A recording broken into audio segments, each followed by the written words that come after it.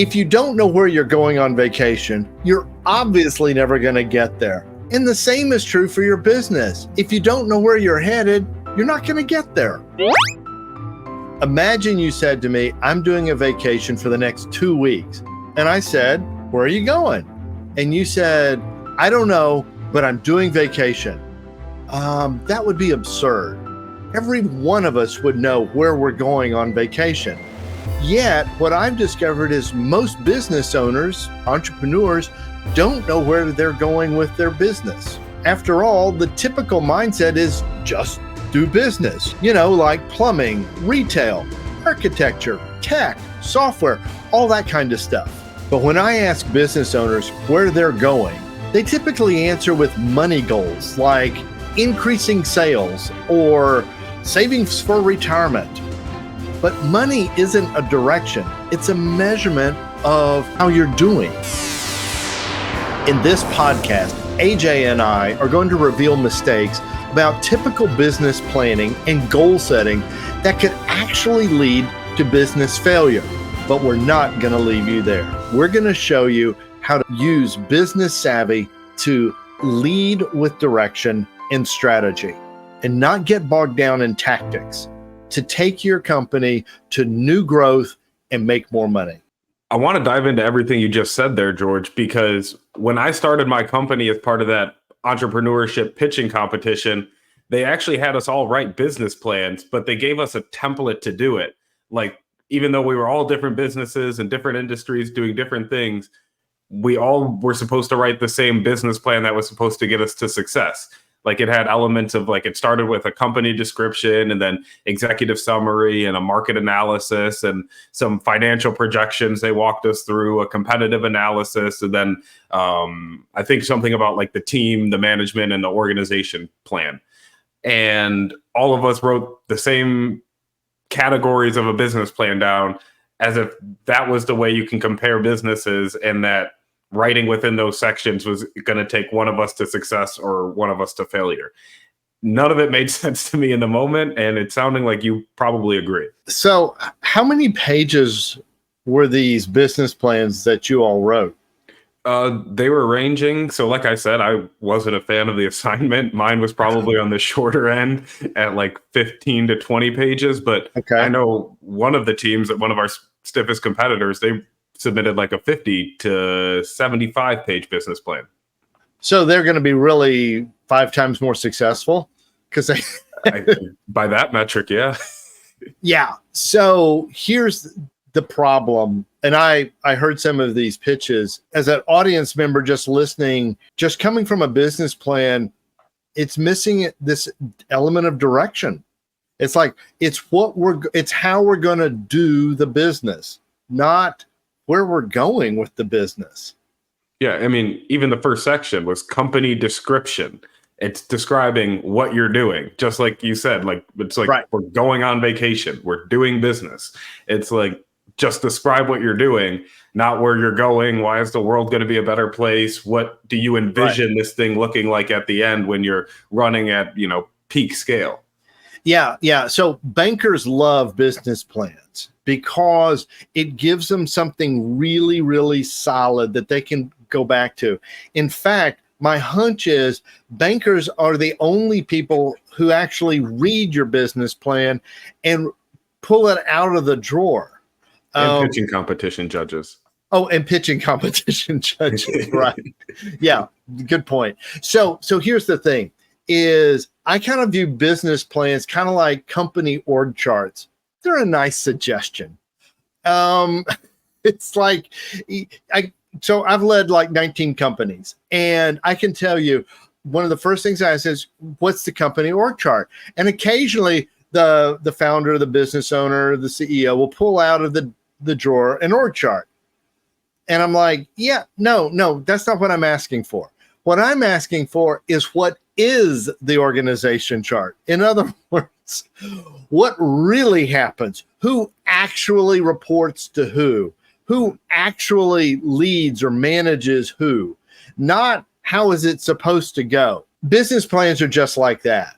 They go in the desk drawer Nobody follows them. Nobody remembers what was written on them unless they've got a bank loan and the banker pulls it out and they go, oh dear, I wonder what we wrote in this plan. But it's not a document you lead your business from. Yeah, it's a formality. It's what you need to hand to the banker when you need it. I like the org chart comparison because, a big corporation, it does need to somewhat have an org chart so it can organize Right. where you are on the family, on the company tree and all of that. But ultimately, you're going to be working with that group, and that group. And you have stakeholders and all of those. Very similar concept where it's like, yeah, sure, I have this competitive analysis and I have this company description and this is what we're doing at this moment in time. But give me 2 weeks, we might be doing something completely different. We might have made a pivot. We might have done this. We might have done that. And if I'm in the middle of pivoting, who's going to have time to pull the business plan out of the drawer and make sure that we adjust every section of the business plan to align with this pivot we're doing? Yeah, this is a big mistake where companies starting out or ongoing companies think they have to follow this rigid business plan or they can't react. They think this is what they're supposed to do. And there's all this supposed to do stuff, and then they get taken out in the competitive marketplace. Because you're too busy doing what you're supposed to do, when in reality, what you're supposed to do is getting out in the marketplace and making money. Well, yeah, or figuring the marketplace out so you can make money. In other words, you need tools that are going to let you make those pivots. They're dynamic. I see. And what you just pointed to there, I think is another big mistake that entrepreneurs make when starting their business is they don't spend enough time figuring out their place in the market. They don't see they don't know if their product has a need for it. It might not be fully developed for that market yet, or they just don't incorporate enough customer feedback throughout the process to make that product ready for that market. Yeah, this is a whole chicken and egg kind of question. What comes first, right? Because what you need to do is test the marketplace for what your idea is for your product or your service, whatever that is.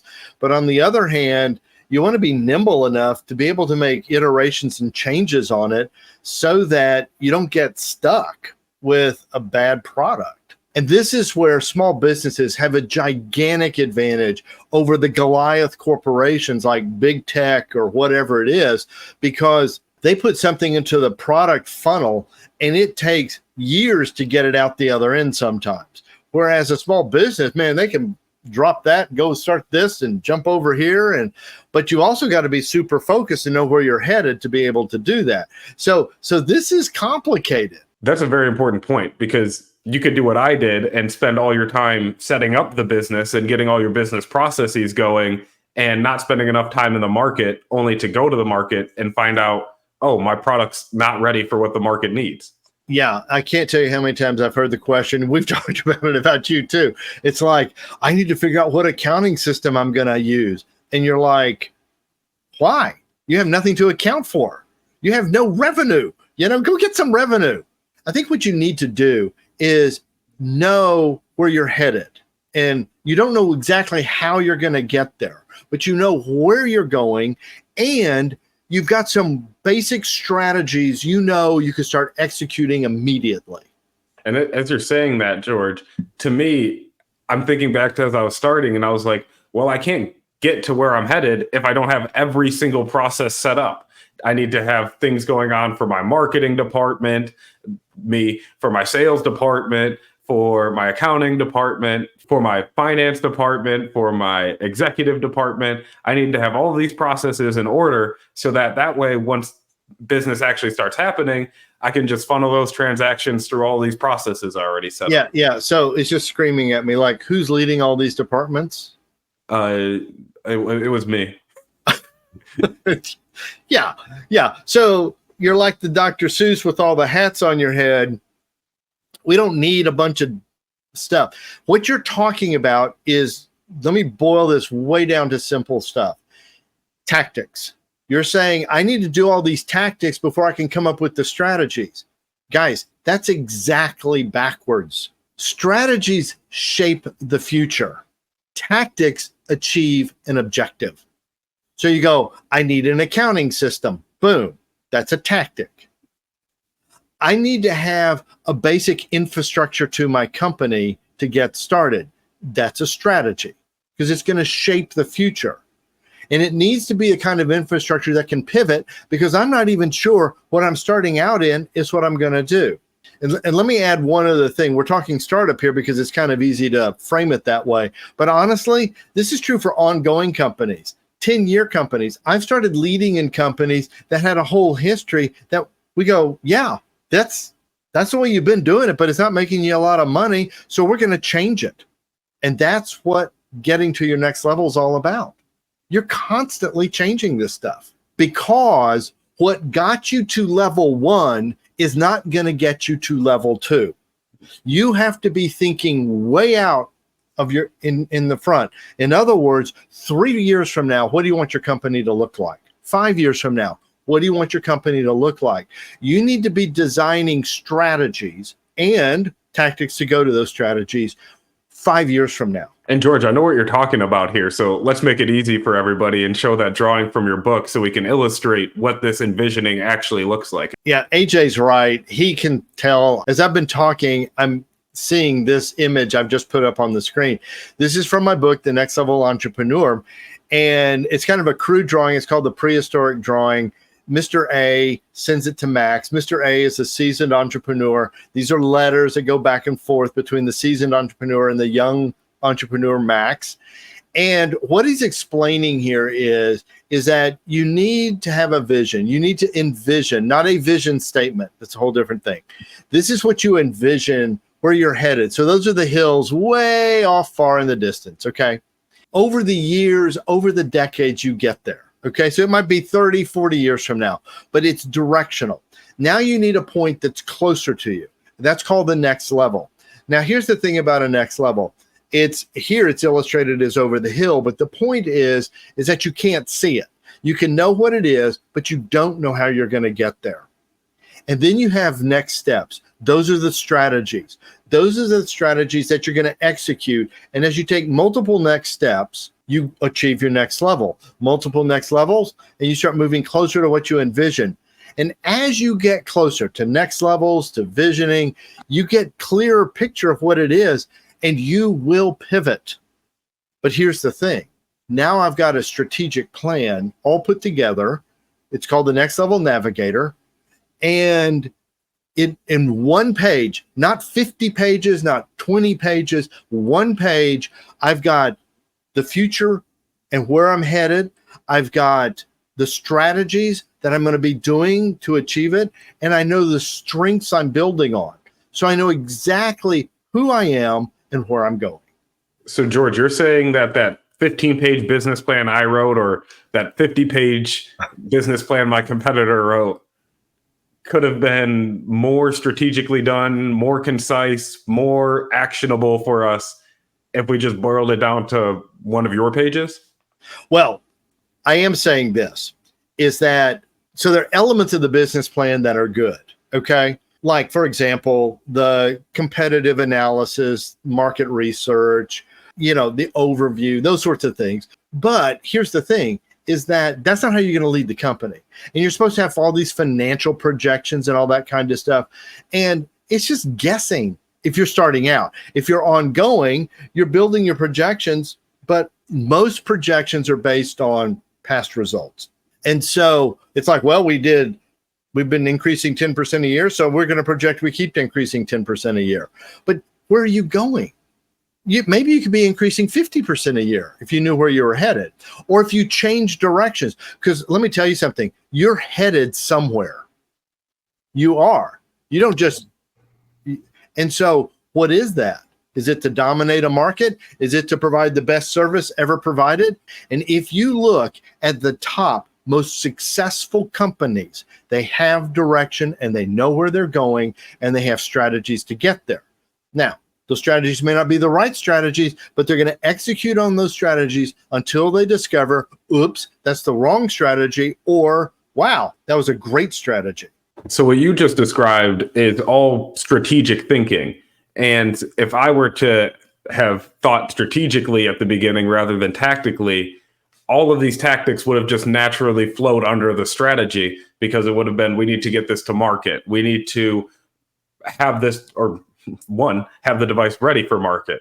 And then tactics would go underneath that, rather than trying to anticipate all of the different things I'm going to need to execute on and trying to be tactically ready for those.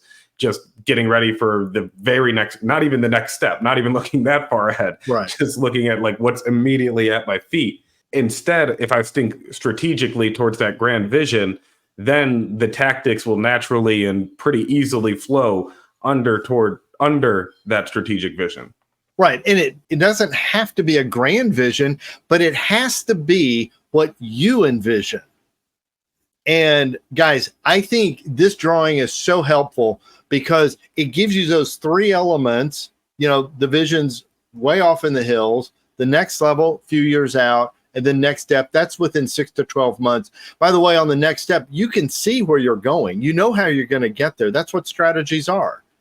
So we're going to give that to you free. Just click the link below. You can go download it, put it on your monitor, your desk or something, under the glass or something. Keep that in front of you because it's going to help orient you to the future, not like, as you just said, AJ, looking at your feet.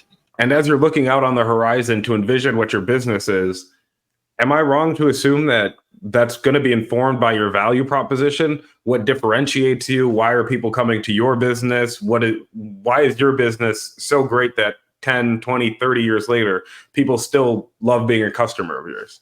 Absolutely. Because one of the core pieces in the strengths to the Next Level Navigator and to that drawing are your guiding principles. What guides you? And embedded in that are your passions. So we've got strategies sourced in your passions. This is who you are.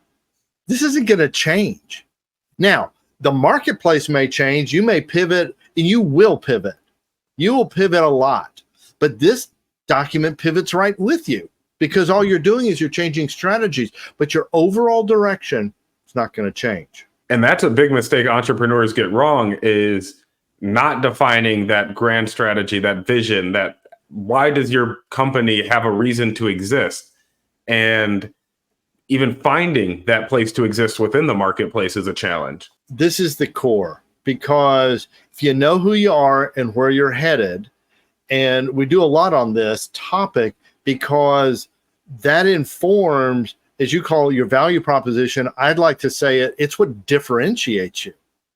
You may provide the exact same plumbing service everybody provides, every plumber out there provides, but what differentiates you is who you are and your identity and your passion, and that's embedded in the direction, and you know where you're going. For example, for us, it's to guide entrepreneurs. And that's why I wrote my book, The Next Level Entrepreneur. That's why in that process is the Next Level Navigator strategic process that I developed and used to help lead companies. Here's the thing, is that I want to do an e-course for that, okay? And I have. There's an e-course available. But here's what I was told to do. Don't develop the whole e-course. Start marketing the e-course, know where you're going to go with it, and then develop it as people come along and keep iterating it. Get their feedback, get their comments, get how to make it better. What are their questions? I may have planned to record things that I thought were great, but they don't want. They want this instead. So you can do that with an e-course. You can do that with a product. You can do it with a software. And you start small and you start iterating off of it. And you're responding to what the consumer wants, but you're still going in what your passion is, your direction, where you're headed.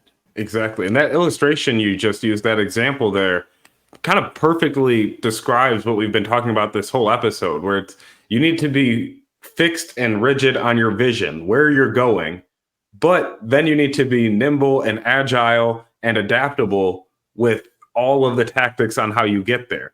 You have to be responsive to the marketplace. You have to be responsive to your customers, responsive to the internal workings of your company. And writing it out in a rigid business plan isn't going to capture all of the nuances that are going to come at you as you're running your business. Yeah. So just a little adjustment to what you just said. So have you ever driven toward the mountains? And usually you're on the flatlands and the mountains are a little bitty thing on the horizon. And as you get closer, they get clearer. And you travel hundreds of miles and they get bigger and bigger. And as you get closer, you start to get more differentiation. You get color, you get lines, and you start to see things. And you discover, oh, there's a way through the mountains, which you couldn't see hundreds of miles away. Here's my point. As you get closer to what you envision, it's going to get clearer and you're going to make changes. So it's not you're rigid about it. It's just your vision. And as you move toward it, you learn a lot. You learn an awful lot. And so this is all iterative as a process. Got it. So to correct myself there, it's be rigid on where you're going. You're going towards the mountains, but you even have to be adaptable in what those mountains look like, right. What part of the mountain you're going to get to, which is going to be the easiest way up the mountain. All of that is still up in the air. And that's, I think, even talks more to what this big mistake entrepreneurs make is of trying to have rigid planning, is you need to just be adaptable the whole way. Yeah. Yeah. And I think with the vision, and let me just give you a better word, would be don't get sidetracked. I'll give you a perfect example of this. So at Rackspace, I was helping lead the strategy and direction of the company. So I was right in the middle of all this stuff. And they grew from 100 million to over 800 million in the time I was doing this, about 4 years. So if this stuff works, okay, guys, just tell you it works. And here was the thing, along that path, so a couple years into it, we got an amazing business opportunity to buy a company. And big leadership meeting, pulled out our next level navigators. Everyone had one. And we're looking at it. And the question was, will this business take us in the direction we're headed, or will it take us in a different direction?